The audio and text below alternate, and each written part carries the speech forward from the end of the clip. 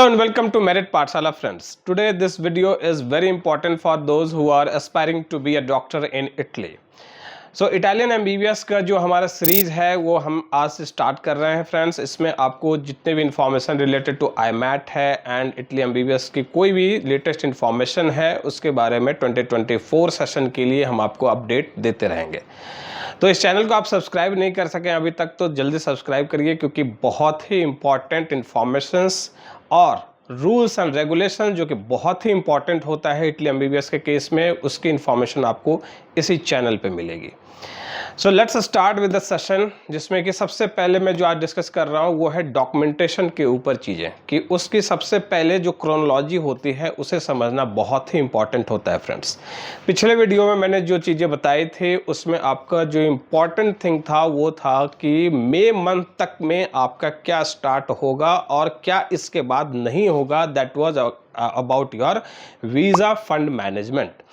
सो visa fund management एक बहुत ही important aspect होता है। इफ़ एट ऑल आप IMAT के अंदर जहाँ पर एंट्रेंस में अच्छे से अच्छे मार्क्स भी लेकर आ रहे हैं, लेकिन आप पे वीज़ा फंड मैनेजमेंट की प्रिपरेशन एक सीक्वेंस में नहीं है, तो ऐसे केस में आपके पास कोई ऑप्शन नहीं रह जाता कि फिर आप IMAT के अंदर अच्छे से अच्छे मार्क्स लेकर के भी आए हैं तो वीज़ा मिलने की गारंटी नहीं रहती है। So let me inform you the very first thing कि आपको अगर डॉक्यूमेंटेशन की चीज़ें यहाँ से स्टार्ट करनी है तो सबसे पहले आपको बैंक स्टेटमेंट का ध्यान रखना है। और 2024 सेशन के लिए थोड़ी बहुत कुछ रूल्स अभी नए कुछ आए हैं, जिसमें कि आपको फंड मैनेजमेंट जो आप कर रहे हैं उसकी इंफॉर्मेशन भी आपको सोर्स ऑफ इनकम दिखानी पड़ेगी। So this is the first information, जिसमें कि आपको अगर आपके स्पॉन्सर का इनकम जो है वो ITR के अंदर आता है तो वहाँ पर आपको ITR भी दिखाना पड़ेगा।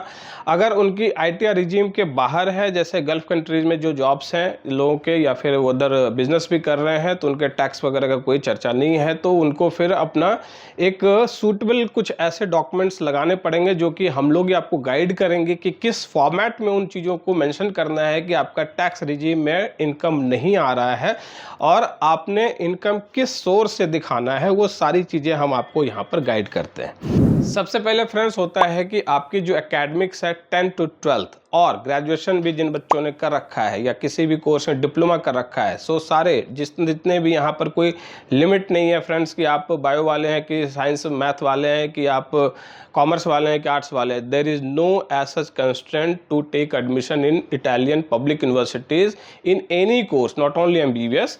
किसी भी कोर्स में आप किसी भी स्ट्रीम के बच्चे हैं आप जा सकते हैं। Only you have to crack the IMAT।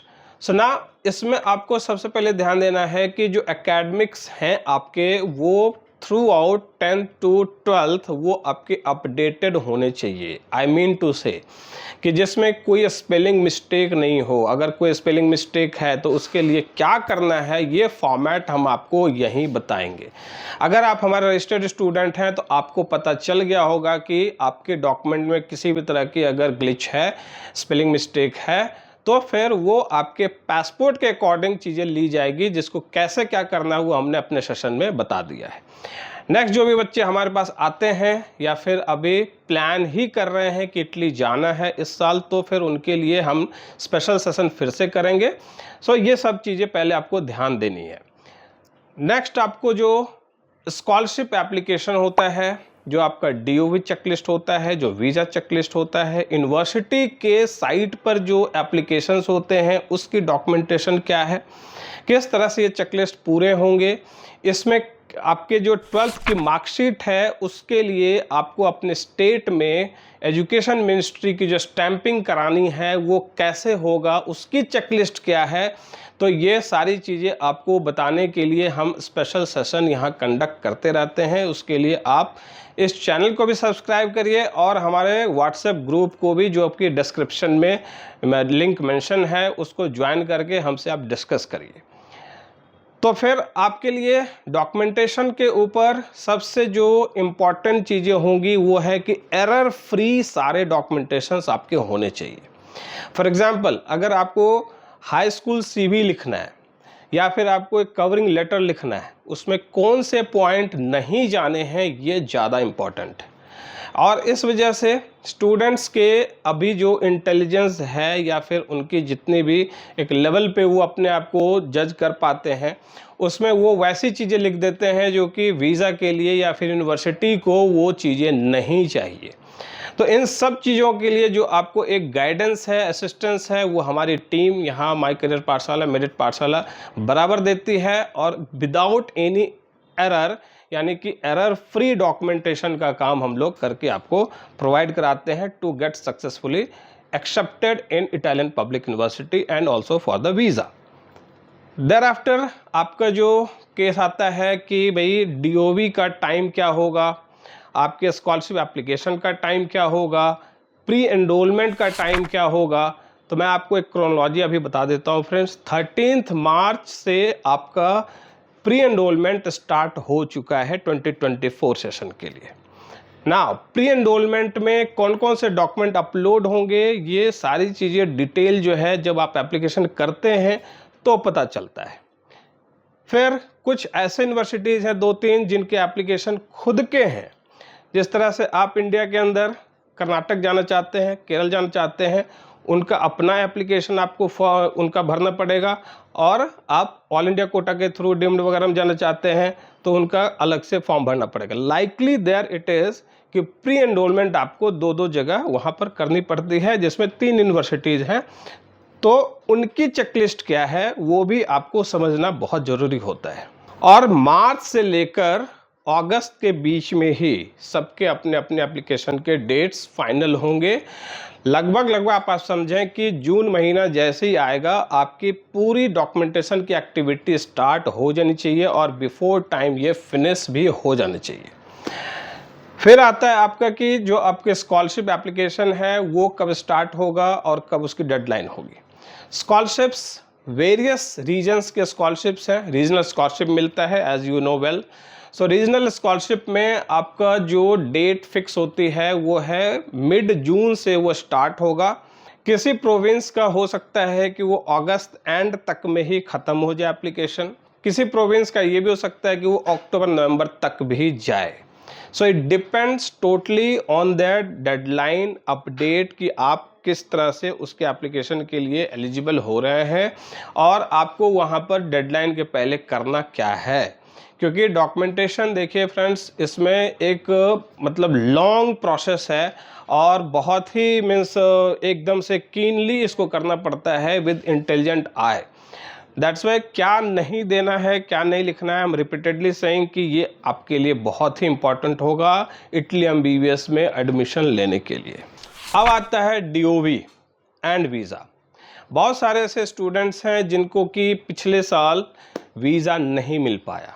तो मैं पहले आपको बताऊं कि जो डेडलाइन थी वीज़ा एप्लीकेशन की लास्ट ईयर 2023 में वो थी 30 नवंबर।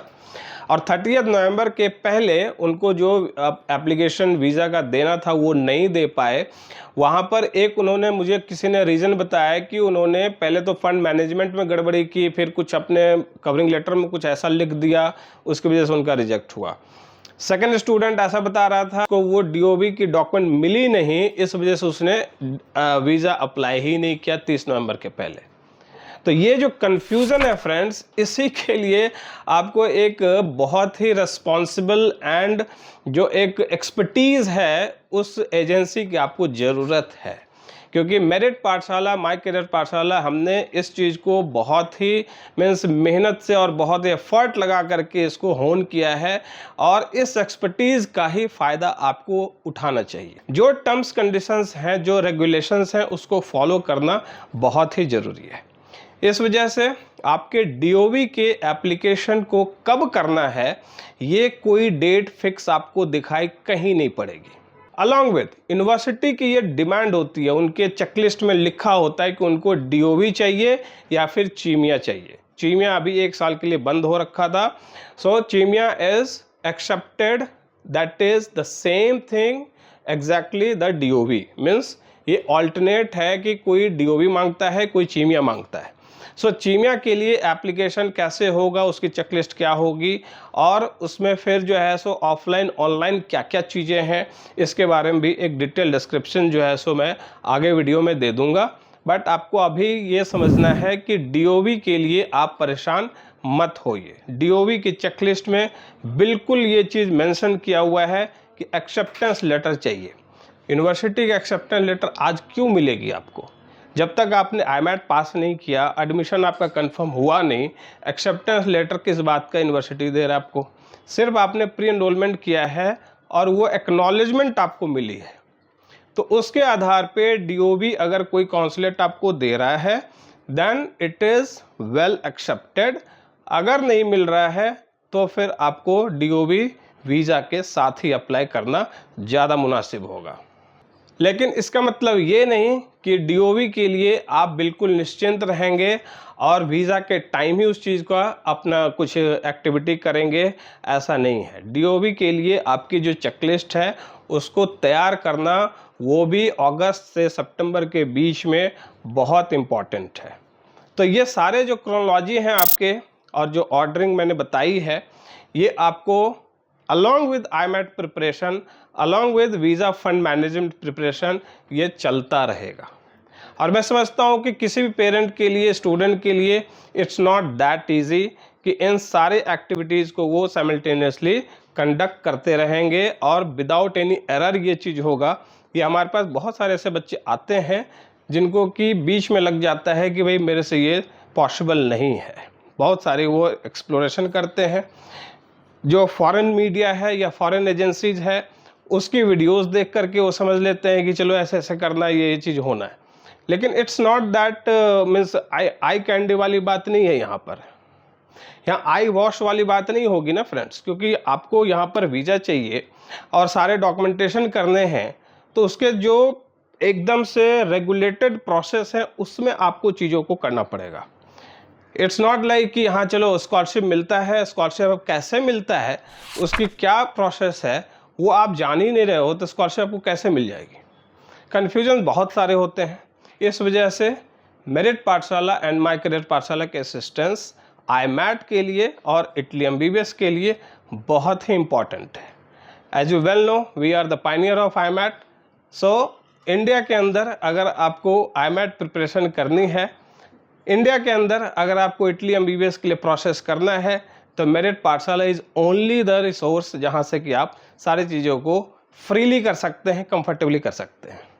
So thank you so much for watching. Next video में फिर हम डिस्कशन करेंगे इटली MBBS सीरीज के लिए। So till then keep liking, keep subscribing. Thank you so much again.